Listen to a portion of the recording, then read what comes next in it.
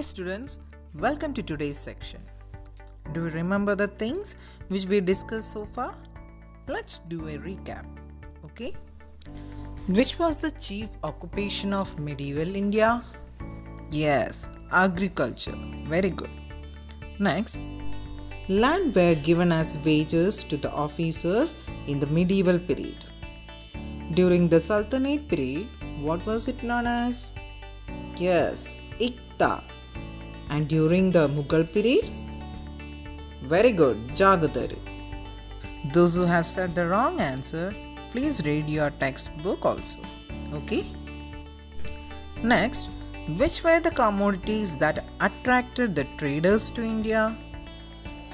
Indian spices, textiles, leather, gems, sandal, metals, pearl, ivory, etc.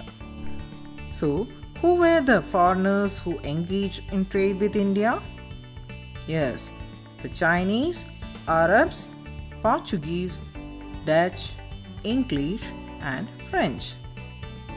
And after that, we discussed about trade centers like Dhaka, Python, Kanchipuram, Urayur, Madurai, etc.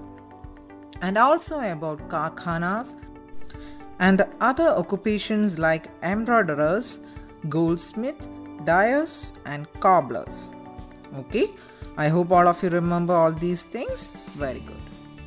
So today we will discuss about the last section of this unit.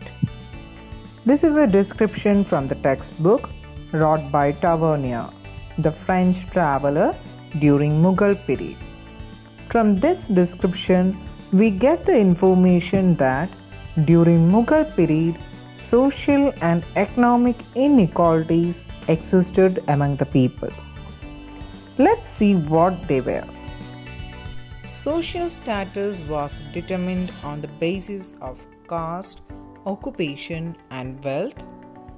Kings, lords, priests, officers, etc. enjoyed higher social status. Those who engaged in agriculture and handicraft belonged to lower social strata. Each caste had its own customs and rituals. Evil customs like the sati and child marriage prevailed. Do you know what is sati system? It was a historical practice in which widow sacrificed herself or by force, sitting at the top of deceased husband's funeral pile. Next, Amir Khusro, the poet who lived during the Sultanate period, wrote a description about India's achievement in knowledge and learning. From this description, we get the information that the Indians can speak any language, but it was difficult for others to master our language. Indians do not go abroad in search of knowledge.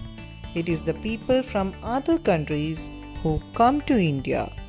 Chess, the Panchatantra stories, and mathematics are the contributions of India to the world. Nalanda University. Have you heard about it? Yes, in the 5th standard you have learned about this famous educational center. Several educational centers existed in medieval India as well. Students from different parts of the world flocked to these centers in search of knowledge.